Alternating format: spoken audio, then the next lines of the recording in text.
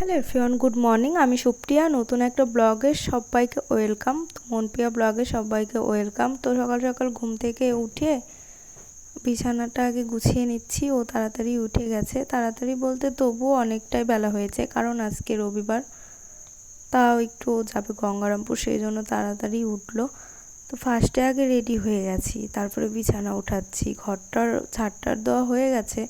আমি আর ও যাব, দুজনে মিলেই আজকে বাজারে যাব। রবিবার আসলে কি না, ওর সাথে একটু বাজারে না গেলে ভালোই লাগে না। ও বলে রেডি হও, চলো যাই একসাথে বাজার করে নিয়ে আসি। তো ভাবলাম চলো যাওয়া যাক। আর হ্যাঁ, বাড়িতে আজকে কিন্তু আমরা রান্না করছি বিরিয়ানি। আর ফার্স্ট টাইম আমার হাতের এত সুন্দর হয়েছে বিরিয়ানি, তোমাদের কি আর বলবো, এত টেস্টি হয়েছে। বর তো ফার্স্টেই বলছে এত সফট, মানে মাংসটা খুব সুন্দরভাবে নরম হয়েছে, তারপরে মানে পারফেক্ট হয়েছে, এক কথায় খুব ভালো হয়েছে। ও বলছে যে না, বিরিয়ানির একটা রেস্টুরেন্ট খোলাই যায়, এরকম একটা আমারই কোনো একটা কিছু আর কি রান্না বান্না ভালো হলো এরকম বলে। তারপরে এখানে আমি বিছানাটা গোছানোর পর তারপরে এখানে চিরুনিটা করে নিয়েছি, আর একটু সাইড করে বেনি করেছি। এই যে বেনুনি করেছি, তোমাদের দেখাচ্ছি। তোমাদের কেমন লাগছে অবশ্যই বলো।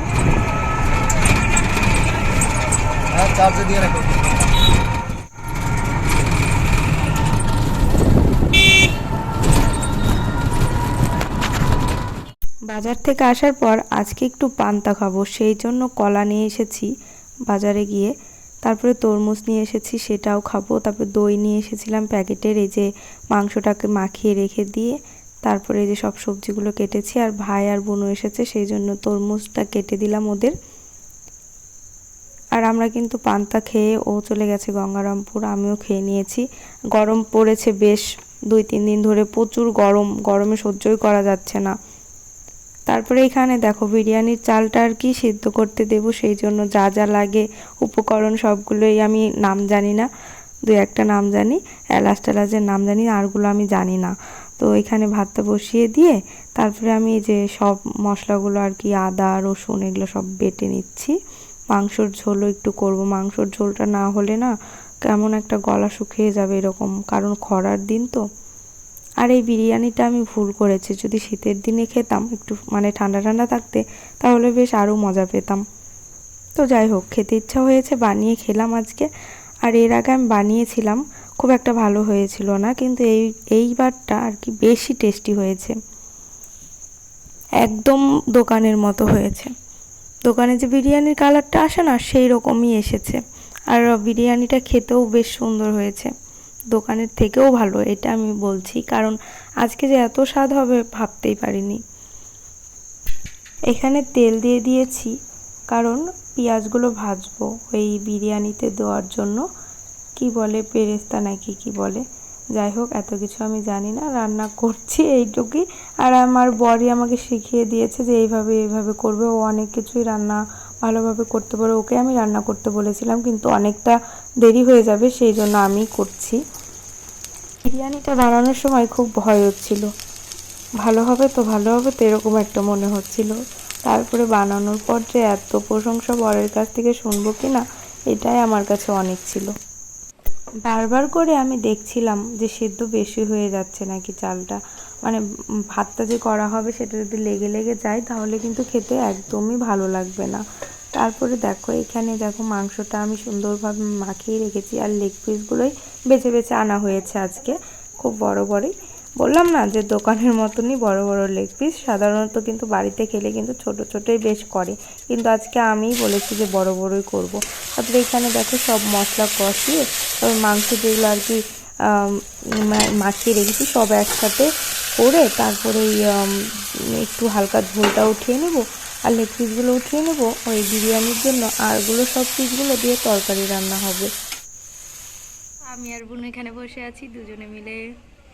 তো বুনুকে ঝুঁটি বেঁধে দিয়েছি, বুনু দেখো সিং। কি গানের নাচ করবি? একটা গান আছে সুন্দর, প্রচন্ড গরম ছেড়েছে, তার মধ্যে এই মাঠ থেকে চারি সাইড থেকে আমার বাড়িতে এত হাওয়া, এত সুন্দর একটা লাগছে গায়ে হাওয়া, মানে ফ্যানের থেকে ভালো, প্রকৃতির হাওয়াটা কিন্তু অন্যরকমই।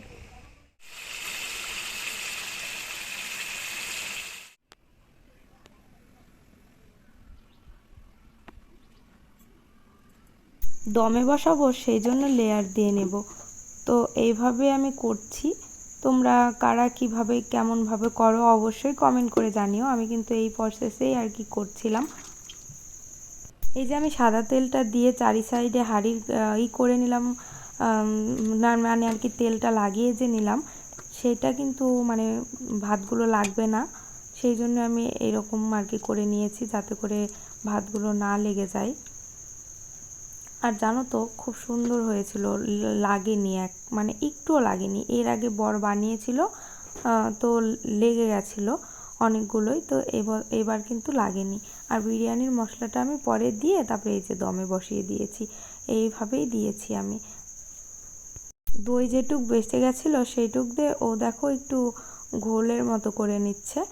আর এই প্যাকেটের দইগুলো না খুব ভালো লাগে আমার খেতে। বাড়ির দইয়ের থেকে না এই প্যাকেটের দইটা আমার বেশি আর কি পছন্দের, কেন জানি না, খুবই ভালো লাগে খেতে। এইভাবেই যে হালকা একটু জল দিয়ে নিয়ে তারপরে চিনি তারপরে লবণ দিয়ে গুলিয়ে খেলে কিন্তু ভালোই লাগে খেতে। ও একটু খেলো আমি একটু খেলাম, আর প্রচুর গরম সেই জন্য এই সব খেলে আর কি ভালোও লাগে।